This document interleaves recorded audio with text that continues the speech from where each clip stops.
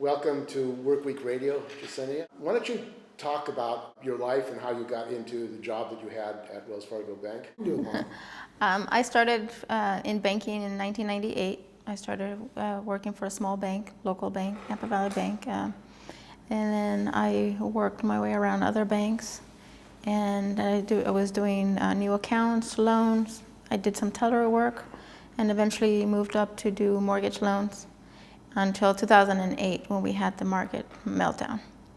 And at that point, I can no longer close loans for home loans. That was in this area. Right. What happened during that time? Well, my salary was cut by 2/3, so then I can no longer have that job. And then Pam Rubio, the branch manager for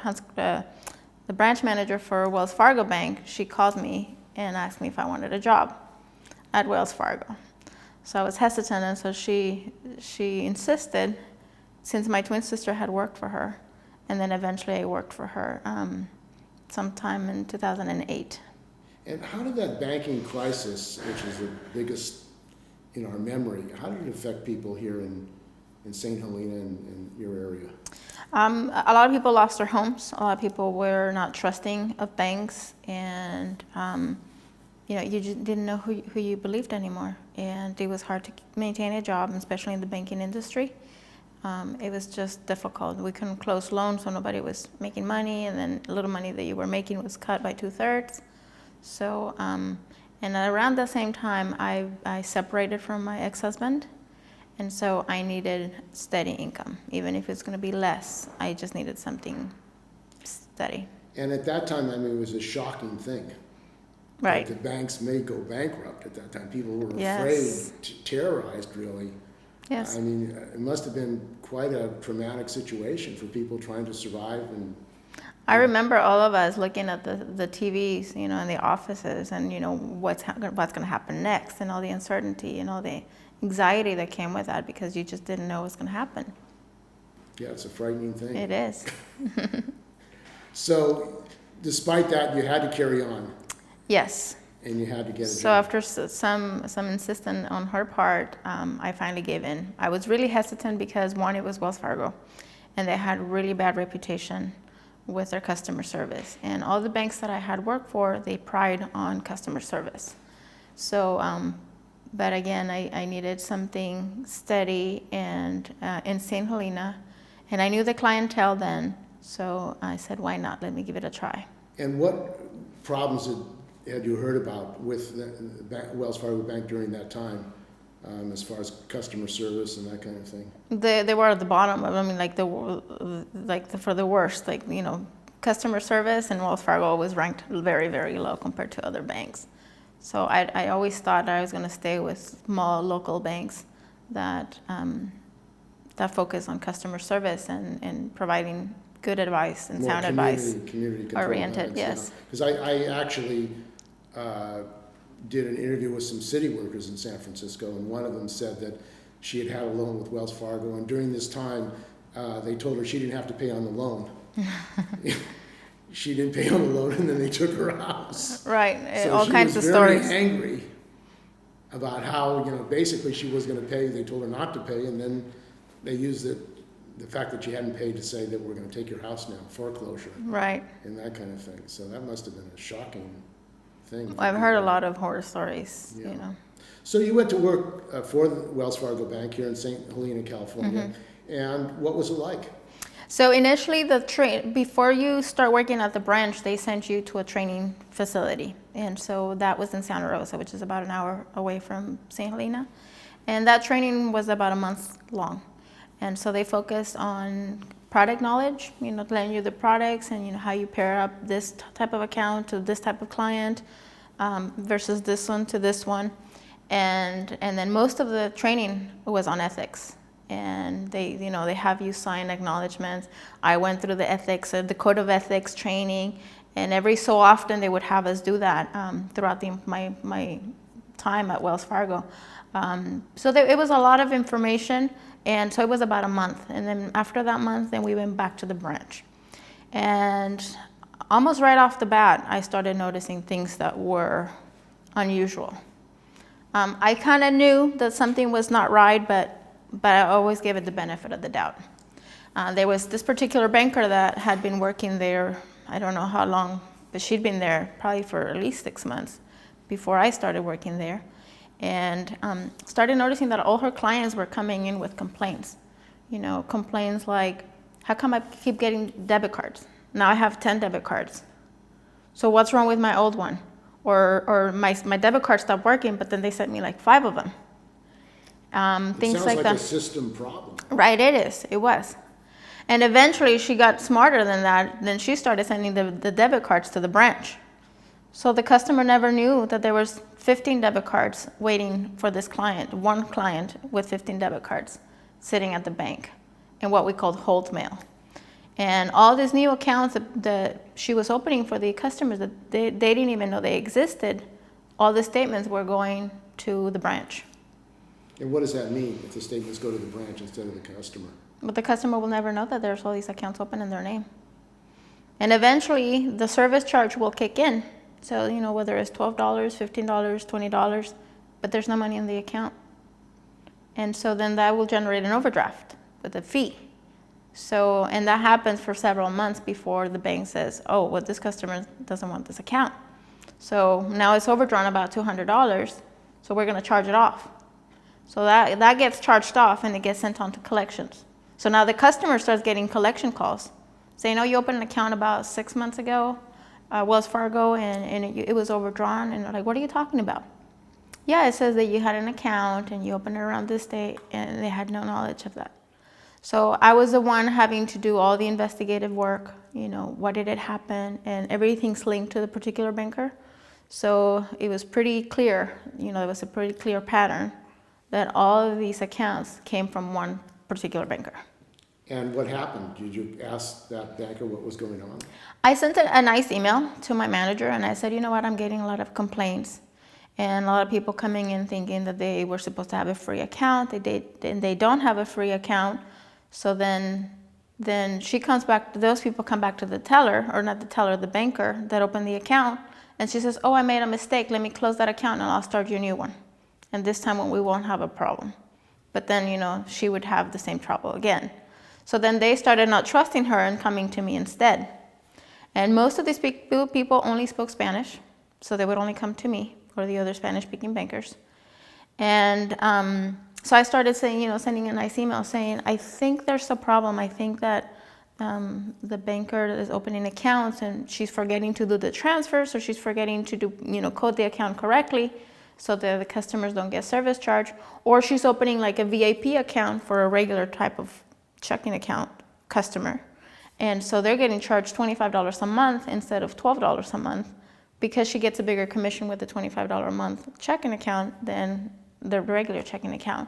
So I think there's an opportunity for some training and some refreshment of the products. So she acknowledged it. She goes, oh yes, we will do that. And things stopped for a little bit, and we all had a conversation, and they did a little bit of mini training. But then stopped for a little bit and then went back, and every time it'd be stronger than one time before. And this idea of ethics, I mean, in the training that you had for ethics, I assume that they said that the client has to make the decision about whether to open or close account, and that you have to have correct authorization. Right. Is that part of the ethics training? That was part of the ethics training. Not only that, but there's a lot of paperwork behind the scenes that happens when somebody opens an account, and there are rules for the bankers, like the account has to be funded with $100. So everyone was in charge of opening an account with $100 except for this star banker. She was opening all these accounts, but management would approve not opening it with $100 and opening it with a zero balance. Or they'd say, our goal as bankers was 8 accounts a day. And I'm just going to I'm a numbers person, so I'll just paint a picture for you. St. Helena is a town of 5,000, or was a town of 5,000 residents in 2008. 14 different banks or institutions in St. Helena alone. The next town up, I think it's about 9 miles north, and then the other one is about another 9 or 10 miles south. And they all have banks also. So, in just the St. Helena branch, there was 5 bankers, and each banker had to do 8 accounts. So that's 40 accounts. And that's requirement for 8 accounts a day. A day, every single day, okay? And where did that come from? Well, I don't know. Do the math. So for a town of 5,000 residents, and you have 5 bankers that have to open 40 accounts every day, you will run out of customers in the 125th day. Where do all the customers come from? And that would mean every single person in St. Helena would have an account with Wells Fargo. Under their marketing Correct. rules. Right. And I remember, St. Helena, they just opened the 3rd stoplight here in St. Helena. We only have 2 stoplights. I mean, that's how small it is. So this is a small community. This is a very small community. 8 accounts, maybe that's something that you would have a target in, LA or San Francisco. But not for a little town of 5,000 residents. It's just impossible. So I knew it didn't make sense. So every morning we would have our morning huddles, and they would ask you for your commitments. So every banker, what they wanted to hear from you is say that you commit to opening 8 accounts. And I'd say I commit to opening 3 accounts. Why do you only commit to 3 accounts, Jesse? Your commitment and your goal, your minimum standards are 8 accounts a day. I don't think I can get 8 accounts a day. So I knew, but they just pushed you. And sometimes it'd be days where I said, yeah, I'll commit to 8 accounts. But it's not gonna happen. So it's pretty stressful. Very stressful. The tellers also have to refer 3 accounts to the bankers. So that was about 125 accounts that we had to do per day. So all the bankers plus all the tellers and then the managers had to do some accounts as well. And so you would have the morning huddle, and then you'd have around lunchtime, you would check in and do a call, and everybody checks in, where are you with the numbers? So it was a big deal. It was a big deal that we were on track at noon, and then the next call was going to be at 3 o'clock. And so management will be like, oh, well, you committed to 8 accounts this morning. Where are your 8 accounts? You need to start calling people. You need to start going through the work. This sounds like a boiler room type. It was. It was. Yeah, and you feel bad, and you say, well, how come she can do her 8 accounts and it's no problem? Or there'd be days where they have a promotion where they say, whichever banker finishes their 8 accounts a day gets to go home for the day. So it was 9 or 10 o'clock. We had only been open for 1 or 2 hours tops. And this star banker should get to go home. And she'd open all the accounts. And who was she? Her name was, or is, Corina Zabaleta. And how was she able to do this? Well, we know now that all these fake accounts, or all the accounts that were open without people's acknowledgement or permission, she was opening all these accounts. And then she had the blessing from management that she didn't have to do any of the paperwork. She didn't have to fund the accounts. And there was a lot of these things, they didn't even have a signature. So she was their star banker. That was a star banker. So that must have been pretty frustrating. It was. It was. And then she was pretty dramatic. And then after I started reporting these things to management, then she said, well, Jessie doesn't like me, or she's got a personal problem with me. And I was like, oh, it's a personality issue. Well, then I think she thought it was a personality issue. I didn't like her, or, whatever it be. So again, things would get better for a little bit, and then they go back to that. And until around August of 2009, that's when I flat out said, I've been telling you this for so long, and this is fraud. And you're not listening. Who did you tell that to? My managers. And everyone around the branch, everybody felt the same. But no one had the courage, I guess, to speak it up. So I kind of was doing it for them and for myself. Because you felt you could know. I know right from wrong. And I know I was not going to get in trouble for doing it, the unethical way. So I called the trainer that had trained me for about a month, and I said, listen, I think this is happening in St. Helena. So what do you think I should do? Because the program says that you need to call the ethics line. And she says, well, before you do that, talk to your branch manager. So I did, and then nothing happened. So then I called the ethics line. Nothing happened. So around August that I, flat out said, this is fraud, big time. Mm-hmm. And you're okay in it. And you're just looking the other way. I started reaching out to regional managers and So I went all the way to the top, even John Stumpf. You went to John Stumpf? Yes. When did you go to John Stumpf? Emails, I looked for the directory, and I knew a lot of the big names in California, and I went all the way to the CEO, and I was asking for 20 minutes of their time to let them know what was happening in St. Helena. And since they wouldn't respond, I would reply and say, well, this is what's happening. So you reported to him? Yes. And what year was this? 2009. You actually reported that you were concerned that there was fraud going on. Not only fraud, but then at that point I said, I'm being retaliated against. And this is the reason why. And did he ever respond to you? No, no one ever did. So I kept insisting, so I kept calling the ethics line, and I know they're not supposed to report back to you as to what they do, but I just wanted some sort of acknowledgement, like somebody knows. That you made the report? Right. So I called, I also entered it online, and I think I just printed a receipt that says, here's kind of like the claim number or case number, and it date stamps it. No one reached out to me, so then I started calling HR. And I started telling HR, you need to come here because they're making my life miserable. And they were retaliating against you? Yes. And how were they retaliating against you? In many different ways, but so everyone at Wells Fargo, and if you go to any Wells Fargo, and when you walk in, the first thing you see is a door greeter. So everybody has to have an hour of being the door greeter, and everybody hates doing that job. And so in the morning, they tell you what time is your allowed time. So I would get there, I would have 2 hours of being the door greeter instead of 1. And so that takes time away from me to be able to meet my 8 accounts a day by being a door greeter. And then there was also the rule that if there was a walk-in customer wanting to open an account, the person that was the door greeter is supposed to hand them off to somebody else. So they don't get to have that account. So that was enforced only to the rest of the bankers, but not to the star banker. If the star banker would have a walk-in and she was doing the door greeter job, she would walk away with the customer to her desk, and then my manager, Pam Rubio, she'd come to me and say, I need you to cover the floor. So special rules for special people. Correct. For the star bankers, yes. So there was a lot of favoritism that went on, and that was the word that I used. There's a clear patterns of favoritism. And you need to be fair. I was asking for them to be fair. My daycare for my daughter, they called me and said she has fever or something. Can't remember what was wrong with her, but I needed to pick her up.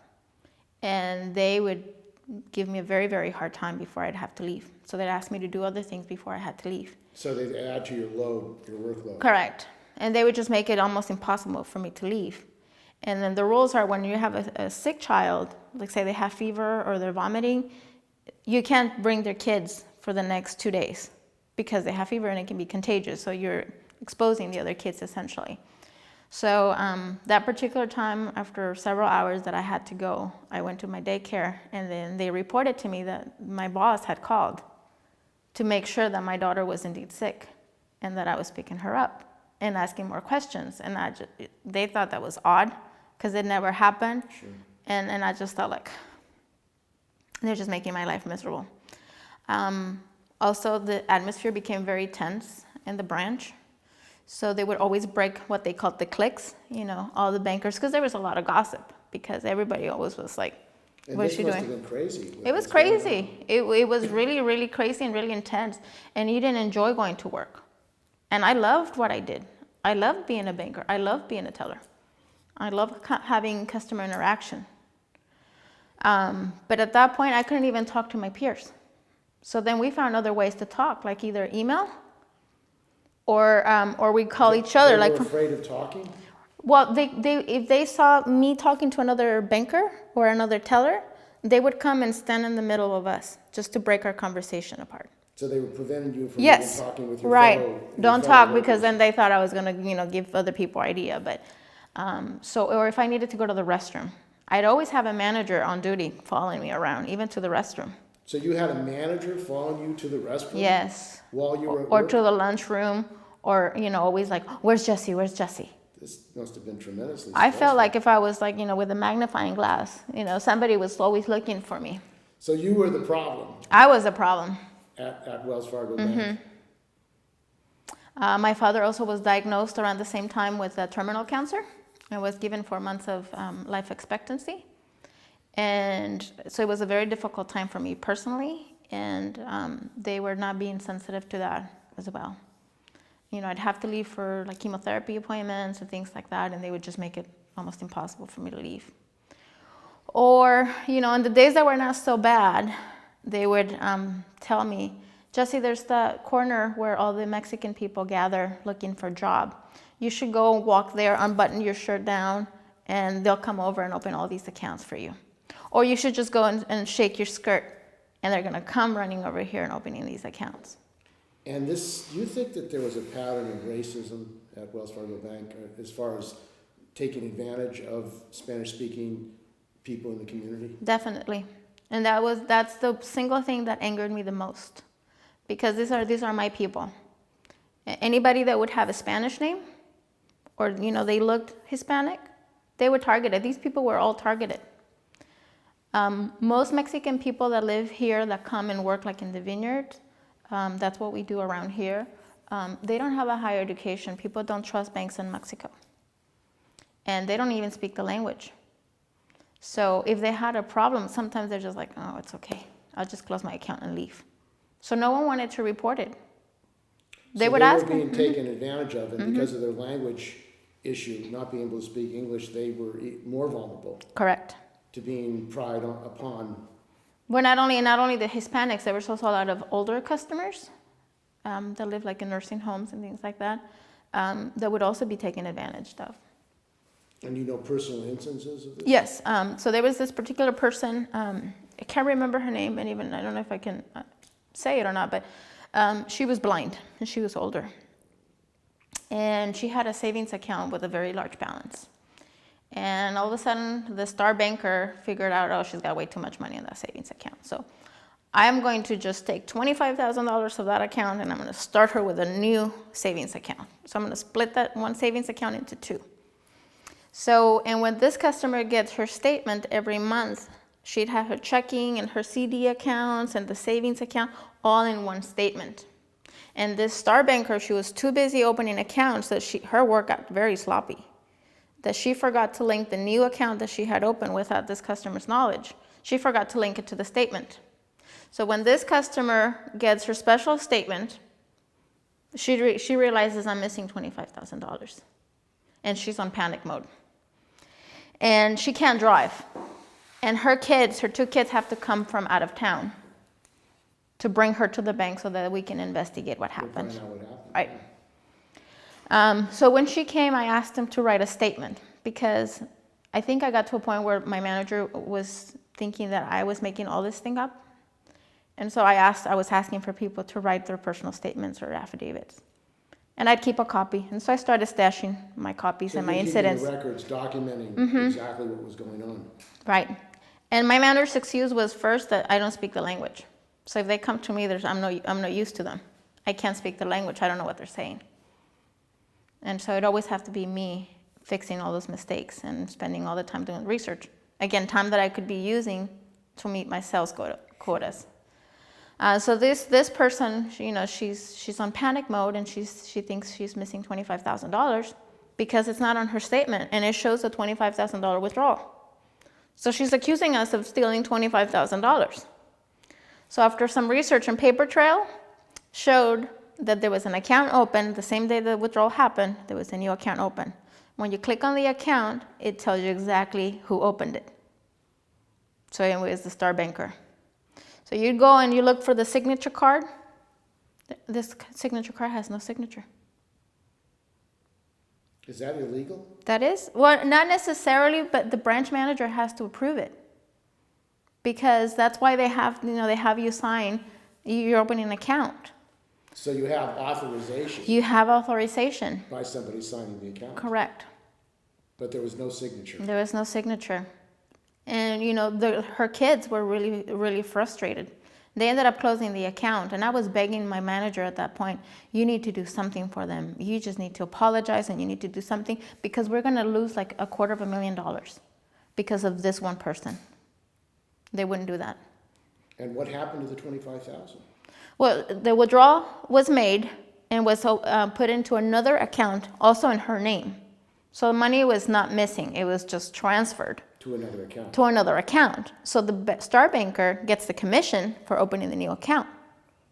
And, you know, and who cares about this lady, you know, having to bring her kids from out of town? And, you know, who cares about her emotions?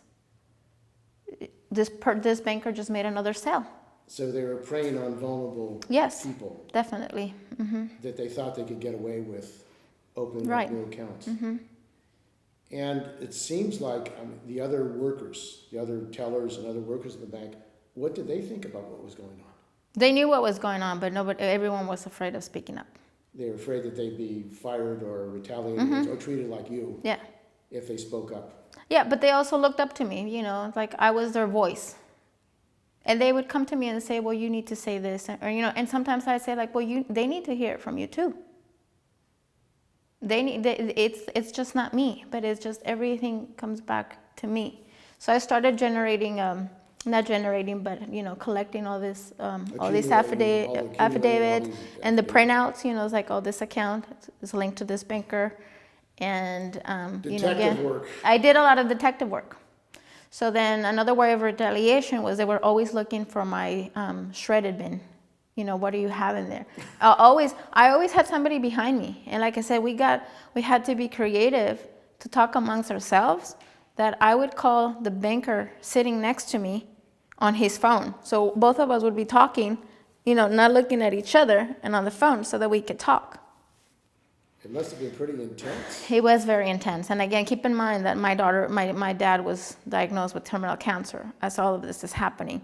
And so I'm getting tired, I'm getting frustrated. I was having all these migraines because of all, you know, the tension. And sleeping. And you can't sleep, you know, and it's like, you know what, am I better off letting them fire me? But like, I didn't do anything wrong. Why would I get fired? And then, you know, I started looking into the handbook and I said, well, now this is retaliation. And there's a no retaliation policy with Wells Fargo. It's But in the handbook. it's in the handbook. And now, you know, I started doing I'm very by the book. So every question that I had, I was always going straight to the handbook. And I'd, you know, print the handbooks or email me the whole version of the handbooks because they would, you know, have revisions and things. So I would print it or email it to myself. So I would always have a copy. And you raised the retaliation with them? Yes, I told them, now you're retaliating against me. Who did you tell that to? Everyone. I was very, very, very open about it at that point. I was just like, okay, I'm not afraid anymore. I'm going to let you know what you're doing and basically be out front about it. Yes.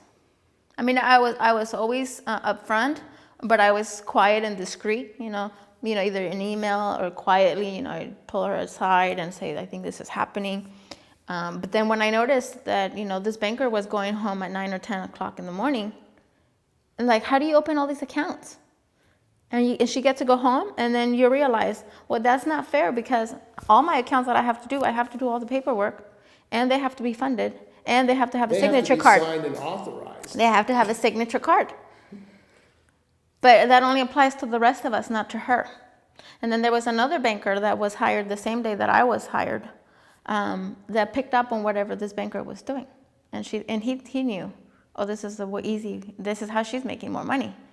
So essentially they're making more money in commission than on salary. So they get both.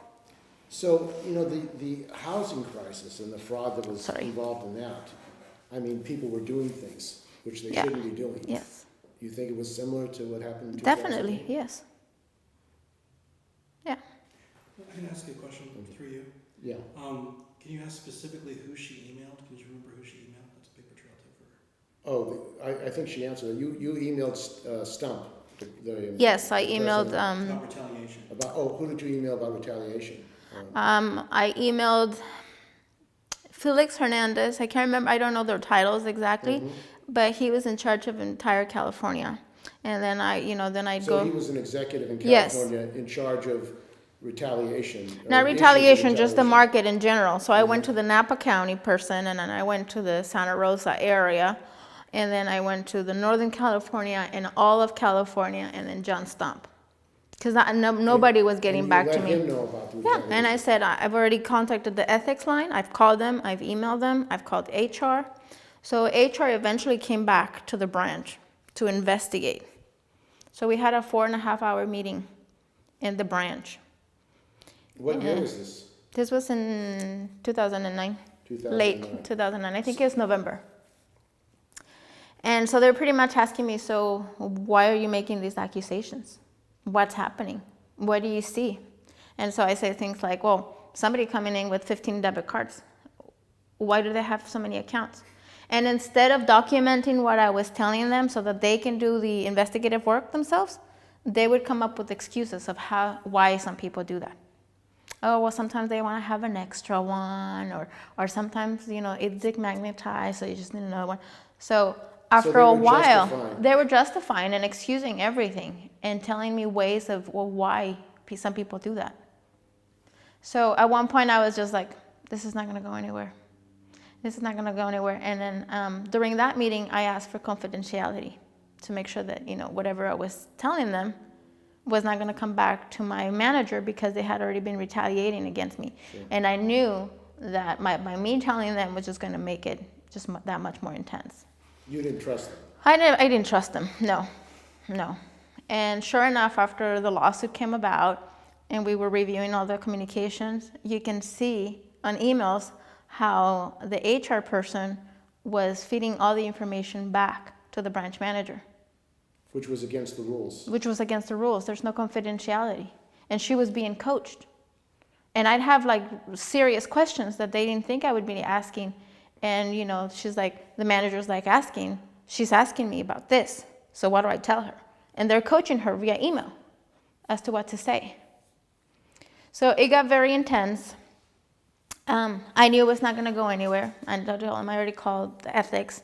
I don't think anything's going to happen. Nobody wants to listen. I'm tired. This is exhausting and it's not enjoyable. I don't enjoy coming to work anymore. It's torture. Yeah, it is. And I said, and I'm not going to speak for others, but you can ask everybody around here. Nobody likes to come to work anymore. So after that meeting, the star banker resigns. And the managers come back to me and ask me for my help so we can rebuild the atmosphere around the branch and lift up the morale of the branch. So they asked for your help? Yes. Because they knew that everybody trusted me. And they knew I was doing the right thing. You were representing the other bankers. I was their voice. Yeah. Yes. And so, but later I discovered that the star banker resigned per their instructions. Because they were going to fake that they were going to do some investigative work. And that she was going to be found guilty, and then she was going to be fired and not rehireable. But if she resigned, then she would be rehireable. And sure enough, she came back. So it was damage control. It was damage control, big time, yes. This that is really convoluted. It is. Actually arranged to have. And like I said, you can see all the paper trail. I read all these emails, and it's just crazy the lengths that they went for damage control and to cover it all up. To arrange to have the star banker resign so then she could be rehired after this to say that they were really doing due diligence. Right. So then I was just tired and frustrated, and I didn't enjoy coming to work. But I knew I was not going to give him a reason to be fired. I'm just not going to do that. And then I need to backtrack a little bit about Judy Klosek, which is the complainant on the lawsuit. She came, and she was a little older than the rest of us, and she didn't initially click in with the rest of us because I think most of us were younger, and there's nothing wrong with that. But it just took her a while to fit in with the rest of us. She was more conservative. She was challenging the management about the practices. And it was quite honestly, it was almost embarrassing that she was coming to see all this drama and fiasco that was happening for Wells Fargo. She was in another branch? No, she was in the same branch. But she was, I think she did a bio on the newspaper, and we read it, and everybody's like almost intimidated because she's got so many certificates and all titles, she's just really good. What is she doing here? Excuse me. So I was very friendly. I was very friendly with everyone, and I started talking to her until one day, but I didn't say anything about my feelings about the fraud and all the illegal accounts. Until one day she asked me, she said, I'm noticing things, and I don't want to, am I seeing things? And I was like, oh my gosh, thank God. Somebody else sees it, and it's not just me. And I said, I almost rolled my eyes, and I said, well, I wanted you to come up with your own conclusions. I was not about to tell you what was happening. But now that you bring it up, yes, and actually this has been happening for a long time. And, she noticed things like, covering the floor for being the door greeter, or not having to fund the accounts, or the fact that the majority of the clients were Spanish speaking, and she couldn't help them. So then, I had my own line of, complaints and research. And she just felt bad for me. It's like, you're doing all this work, and I wish I can help, and I can't.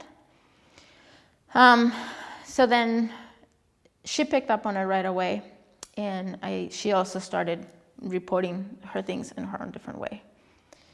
And then there was January 27th, I believe, of 2010. That was the day that I got fired. It was early in the morning, going about my day as usual, and there's a lot of tension in the room. And I'm thinking and looking back, I almost think like this was planned. This was just so planned that I think that they knew that this was going to happen. And that's why, all the managers, they were all tense. And so that just kind of carried on to the rest of us. And I remember I'm at my desk and I'm working, and my branch manager walks across the lobby, and she stands by my desk and she says, I need to talk to you. And I said, sure. What are we talking about? And she says, oh, we need to talk in private. And I said, sure. But I would feel more comfortable if I bring somebody else along with me, because then all my stories were being distorted, and they didn't know, or I didn't know right from wrong, and I was not trusting anymore. So she went back to her desk, and this is what I mean, she's being coached, and she's emailed me. Well, she's asking if she can bring somebody else. What do I tell her? And so, they emailed her back, no, tell her that you're her boss, and you're ordering her to meet with you alone. And so she come back to me and said, we need to meet. And I said, well, I would like somebody, I would feel more comfortable. I insist that I would feel more comfortable if I have somebody here. And not just somebody. Now at this point, I want somebody from upper management to be present during our meeting. So whatever you have to say, I would like it to be with somebody from upper management. She'd go back to her desk. She's insisting, what do I tell her? Well, you tell her that you insist, and as her boss, you're supposed to tell her. So we did that back and forth several times until she just, she had it, and she said, hand over the keys and clear your desk, and you're fired. No justification? No. No explanation? No. Oh, she said, I think she said something like, I'm in subordination, and I didn't even know what it meant, really. I didn't know. So I said, okay. It was a horrible feeling. It was just horrible. How many years did you work there? 2, a little bit over 2 years. Mm-hmm. But I knew I had done nothing wrong. But I knew this was going to happen. You were following the rules. I was following the rules. And just a little side note, I read that one of the characteristics for whistleblowers is that they're very by the book. And if you tell them to do something this way, they will do it exactly that way. So when something is not done in that way, we kind of react and say, wait a minute, something's wrong. So I guess that's how I felt, but I haven't done anything wrong. I think I'm entitled to have somebody from upper management, especially with all retaliation and how vocal I've been about all the retaliation. So she watched me, she stood by my desk, and she watched me clear and to just take my personal belongings. By that time, I had already taken my big fat folders because I had something like 300 accounts that weren't justified over probably 4 or 5 month period that I had collected. And so this is evidence of falsification? Yes. Of the kind of procedures that they've had, allowing the setting up of fake accounts? Correct. Different examples, different examples, different ways of doing that. So I just took my personal belongings and I just asked to say goodbye to my coworkers. So she allowed it, but she was following me. She was escorting me.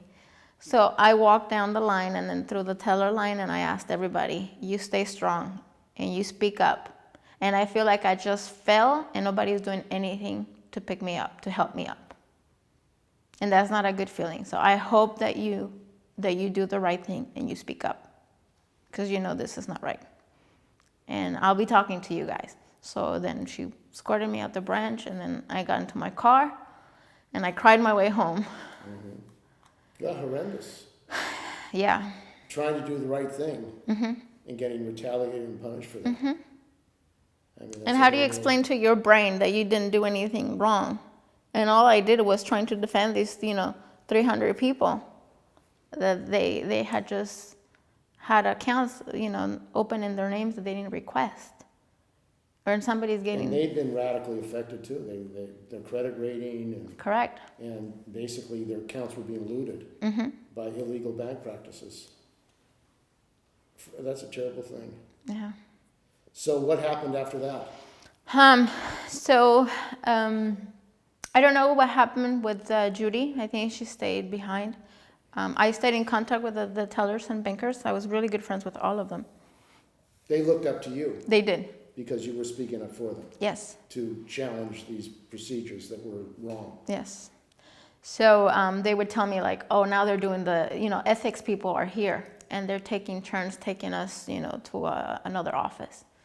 And now everybody's being interrogated. And there was actually one banker that also opened the fake accounts. And she was a teller, like half teller and half banker, because she picked up on what Corina and Javier were doing. And management knew, so they needed her. So after I was fired, they fired her on the justification of honesty. She was not being honest, and she got terminated. And then she told me, and she came back to me and she said, Jesse, they were coaching me and they asked me to write this statement about you, and they told me to say this about you, and they asked me to make up all these lies.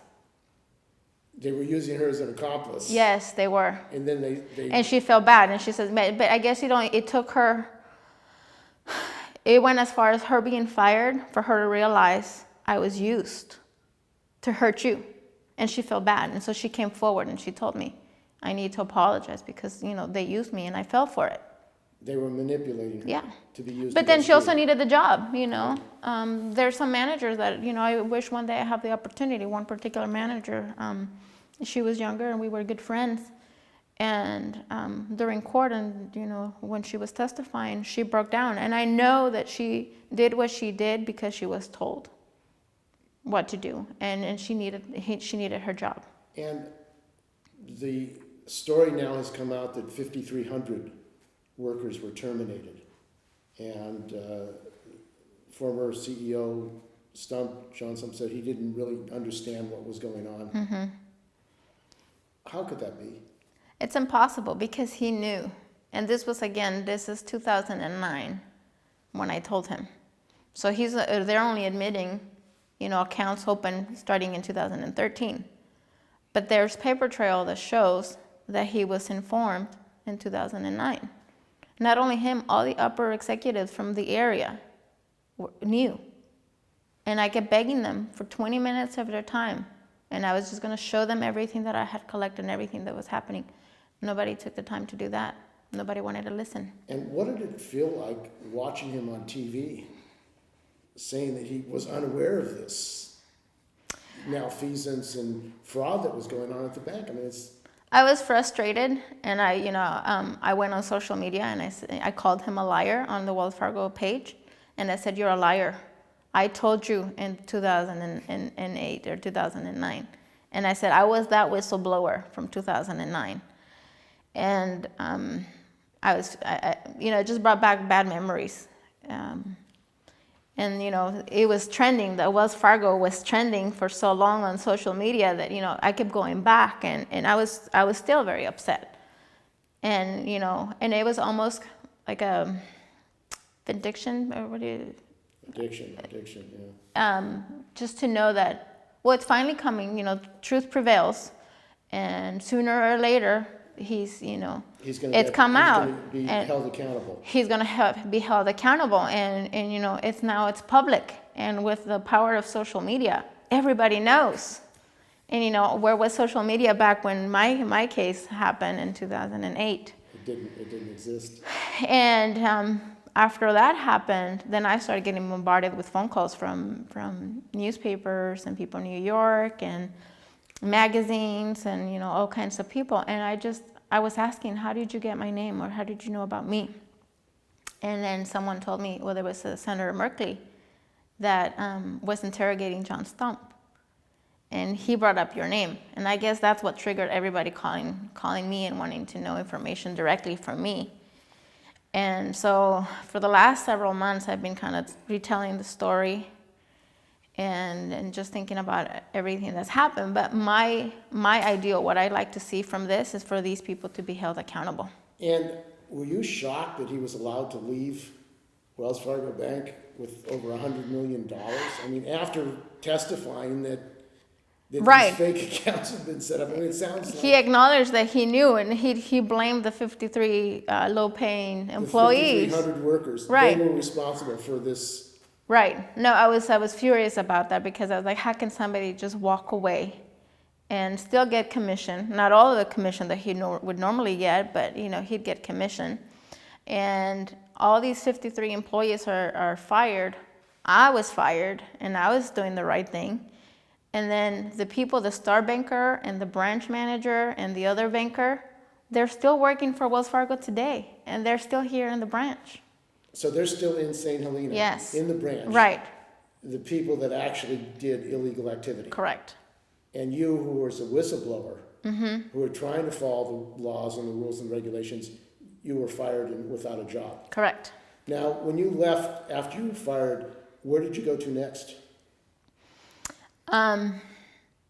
You followed up with a government agency? I contacted an attorney, and I told him what would happen. And I said, I have this big box full of proof of what I'm telling you. And then, so then I just gave everything to him, and he was going to do, because he's the expert. I don't know.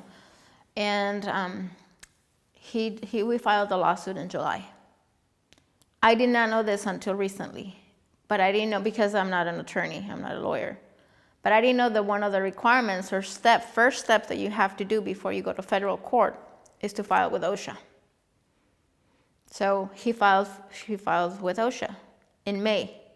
May of what year? May of 2011, I believe, or 2010. 2010 or 2011. I can't remember. And recently, one of the interviews, just before going on air, or before being interviewed, the reporter says, oh, by the way, have you heard about the latest thing with OSHA? And I said, what is OSHA? I know what OSHA is, but how is this related to my case? And she says, well, apparently OSHA never investigated your case. And your case just sat on someone's desk for 6 months. So it was filed in May, and it wasn't assigned to anybody until November. And then when it was assigned to somebody, they were told specifically, do not investigate, close this case. And the person that was handed the case, I guess he must have noticed, this is odd.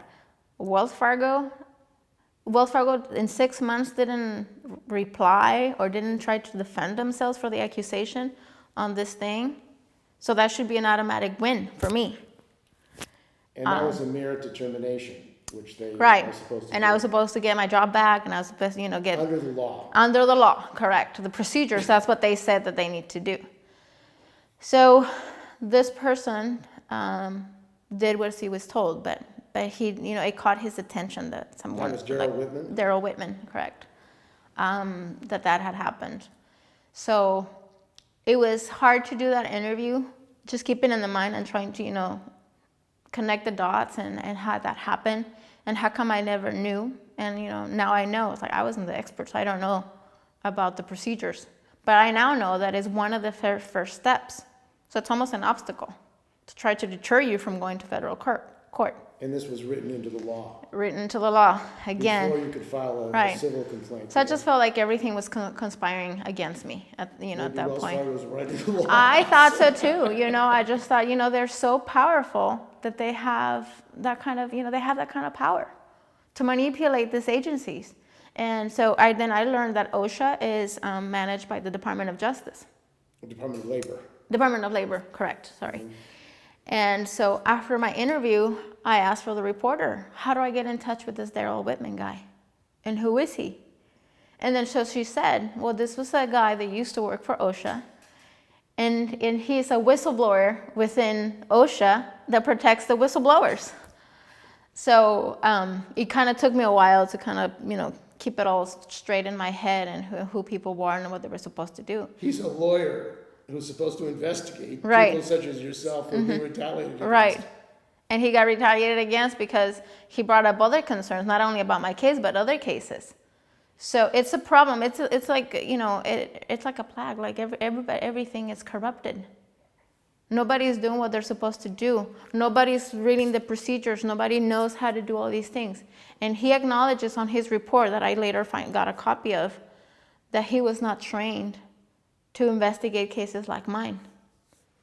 But he knew right from wrong. He knew that Wells Fargo needed to have replied, and if they didn't, then that would have been an automatic win. And he wrote that on his report.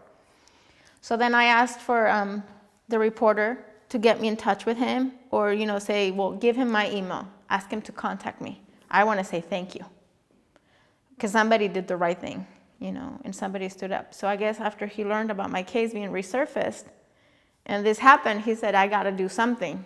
And so that's how we connected. So I've been going crazy writing to different, the Department of Labor, OSHA, and then telling them, do you remember me? Do you remember my case with Wells Fargo? And I'm giving them the codes, and I said, you didn't investigate my case. You didn't do what you were supposed to do. And who did you write to in OSHA about that? I don't know. I went online, and I tried to research different places. And I was explaining, this is who I am. This is what happened to me. Your case had not been And I properly said, investigated. and now I'm demanding for proper handling of my case. So I got a call about a month later from somebody claiming to call from OSHA. And they said that they couldn't open the case. And I said, why not? You didn't do it right the first time. Or you didn't follow your procedures. And I wasn't satisfied with the phone call, so I said, well, whatever your reasons are, I want you to send them to me in writing. So they did, actually. So on Thanksgiving weekend, I received a letter from them now stating the reasons why. And what were the reasons? Because I went to court. It went through a federal case. And so, but they didn't do their job. So Before we did here. The reason you went to court is because it wasn't settled here, or not settled, but it wasn't investigated and handled here. It should have stopped there. And the shocking thing with this is not only did OSHA know, the Department of Labor knew that Wells Fargo was doing this they've learned in 2010, but they knew that it had been happening since at least 2008. there's a long pattern of this kind of And they didn't practice. do anything. So now the government's also in this? The government didn't investigate. The government didn't go and slap Wells Fargo's hand and say, hey, you're not following the rules. And we all have, as bankers and tellers, we all have to go through regulation testings. So there's already all these regulations, and we get scared. It's like, oh, we don't follow the rules. We get, we go to prison. You can be punished. Yeah. I mean, this whole double standard that if somebody opens up an illegal account, they can go to prison for that. Right. A regular person going to your St. Helena office, opening up a fake account, that's a federal crime. That is a federal. And we work for a federal agency. So yes. And you could be prosecuted and go to prison. Correct. Yet here you are being ordered to open up accounts, whether people sign the authorization cards or not, and nothing happens to the executives, nothing happens to the people that are ordering you to do these things which are illegal. They just simply walk away, step down, or in this case, my manager, she was transferred to another private banking office where there's not a lot of contact with customers, but now she's handling high-end customers. So This is the person that was engaged yeah, in illegal activity, correct. is now in private banking, She's in private banking handling high volume accounts. big customers. Big customers, big fish, yes. So Yes. this is her payoff This is, for yeah. doing her job? So she got promoted. Hold on 1 minute. Yeah. Let me show I need this. to scratch. It's an amazing story.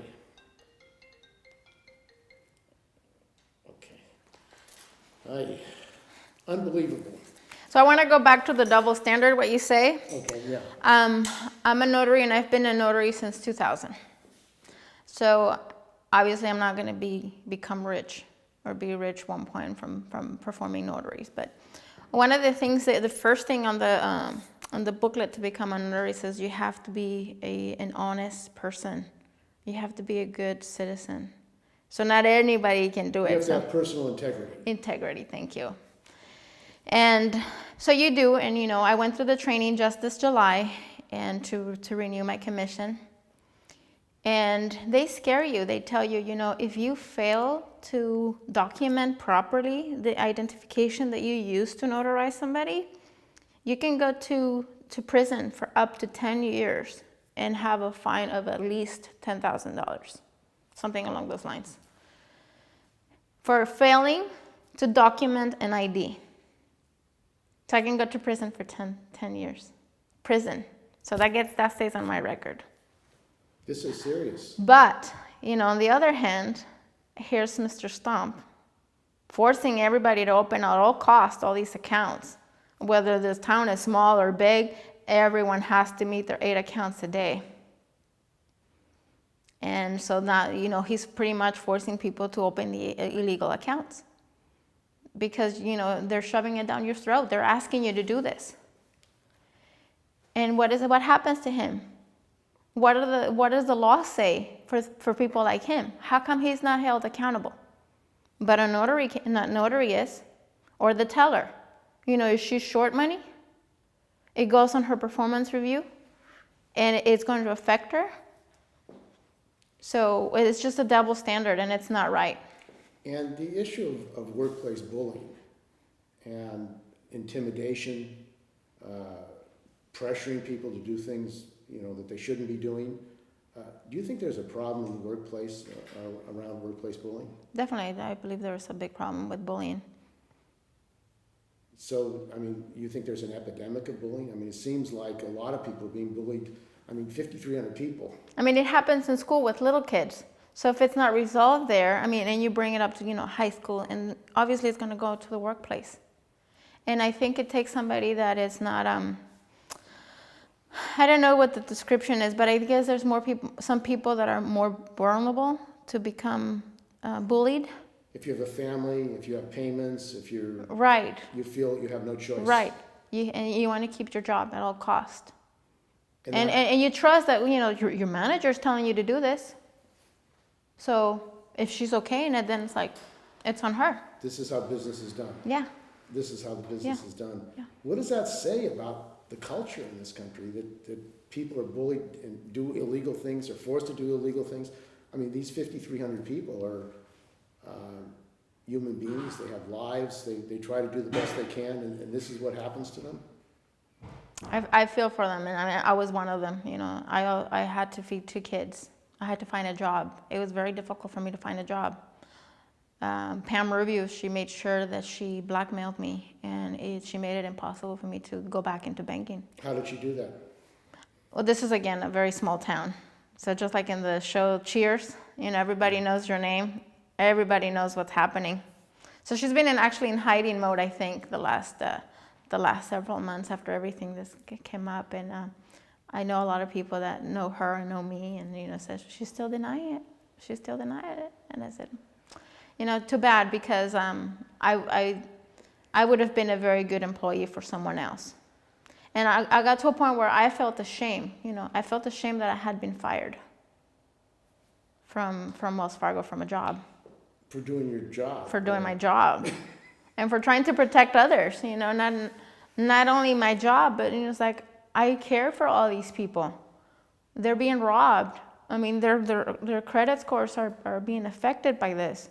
they have to put in a lot of money and time into repairing their credit. So people's lives have been destroyed Yes. by what happened. And yet, there are no criminal indictments yet. No, these people are not, have been held accountable. There's no criminal charges for them. Instead, they get promoted. And they get, no contact with so many customers, but now you're going to be handling the high volume accounts. You're being rewarded. You're being rewarded pretty much, yes. And Wells Fargo is the fourth largest bank in the United States. I mean, it has tremendous power. Mm-hmm. There was a recent hearing of the California Senate Banking Committee. The chair, Steve Glazer, said that Wells Fargo even refused to go, and he didn't subpoena them even to the hearing in California. I mean, you think they have so much power that they are above the law? It's just so frustrating, Steve. It's just frustrating to know that all these people are pretty much getting away with murder. And I don't know if this Steve guy didn't know that he could subpoena them. I mean, there's no logical explanation that I can tell myself, this is why he did it or this is why he didn't do it. But it's like if they want to have the truth, I mean, all the documentation's on file, this on record. No one's contacted me. Wells Fargo to this day has not publicly apologized for trying to alert them and to do, some things. But they didn't care. They didn't care. They were trying to silence people like me, get them out of the way so they can continue to do what they're doing. And you haven't been silenced. You stood up for what you believe was right and your principles. You have a clear conscience. I have, and I can sleep at night. I have a lot of the people that I work with. With some I stayed in touch. With some I, not so much. But I think all of this coming back, all of them have reached out to me and say that, they admire me for my courage and that my kids should be proud of the mom because I did the right thing. And now they apologize. I wish we would have done more then. And I'm sorry, I was afraid. So probably if I had to do it all over, I would do it all over again. Now we have the power of social media, and I'd make sure everybody knew. I wish there was people that are not satisfied or they settle for, oh yeah, Wells Fargo was fined. All of us, everybody, every single person that was affected, they need to go back and make Wells Fargo accountable. They need to make laws, very strict laws that say, well, if these executives do this, then they go to prison, or they do this, or they get criminally charged. Because, it's like, okay, I'm not going to be a rich person, but maybe I should be an executive for Wells Fargo. I'll become rich at somebody else's cost. And if I get caught, then nothing happens to me. I just simply, go to private banking, or I simply, step down from my position. Well, in 2008, the American people, millions of people lost their homes illegally. Yes. And yet it seems like it's happening again. Mm-hmm. And the same banks are involved in these illegal activities? Yes. There's a serious system problem. There is. And we all need to wake up. Everybody needs to wake up, and everybody needs to make them accountable. Okay. Thank you. Are we going to mention about the Supreme Court being cited? Yes. Let's talk about that. Okay. So recently I received an email from my attorney, or the attorney that represented me in the lawsuit back in July of 2011, with a subpoena from the Supreme Court. From the grand jury. Grand jury. U.S. Grand jury in San Francisco. Correct. That has been impaneled to investigate what happened in the Wells Fargo situation. Yes. So my attorney gets it, and then it takes them several days to give to me. And then all of a sudden the media started contacting me again. Oh, so we hear that this has happened. And I'm thinking, like, I thought it said not to be so public about it. But I said, well, I guess the word is out. So I said, yeah, I've been subpoenaed to attend.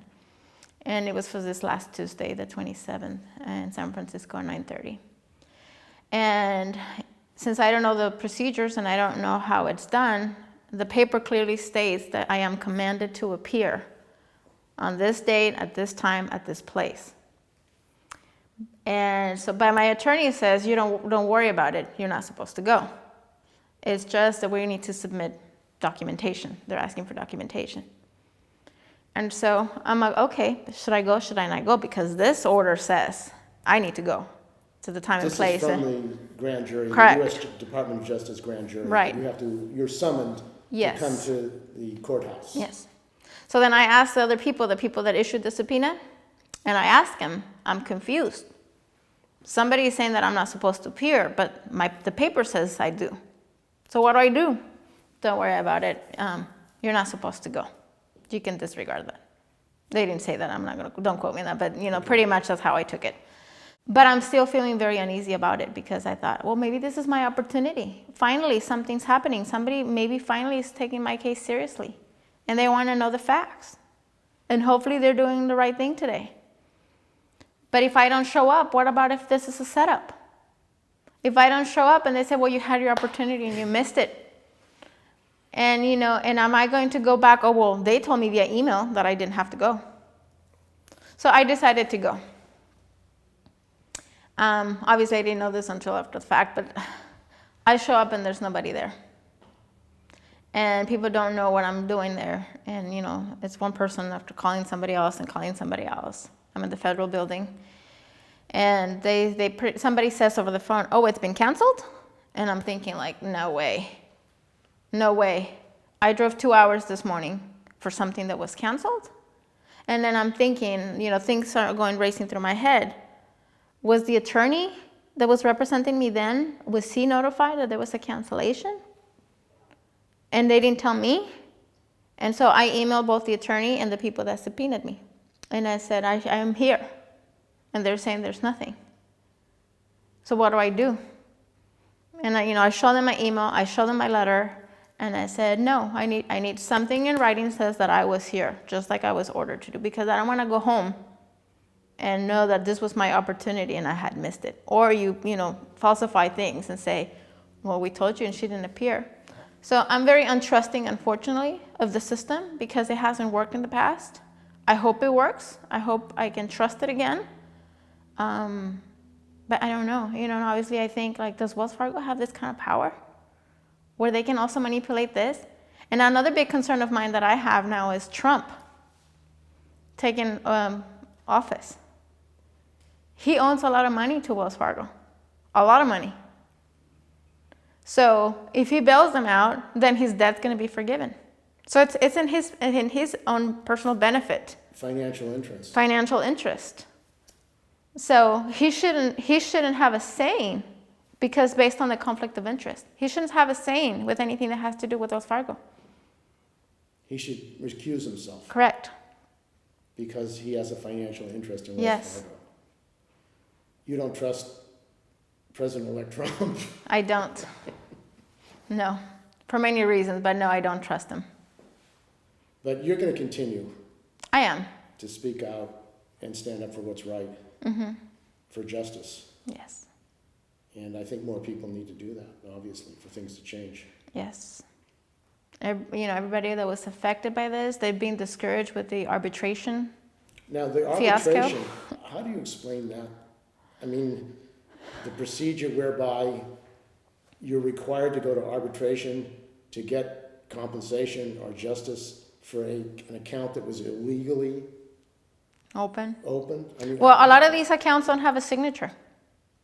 But they have a signature of yours, somewhere in the files that they're going to use that. So in a way, I think Wells Fargo knew this was bound to happen sooner or later. So they had to have all these things in place in case they did happen when they happened. And I think that's clearly what's happened. But why should you have to go to an arbitration? Right. No, like I system? said, it's all that set up. It's all that set up. They just make it so difficult for people to go through the process that most people just give up.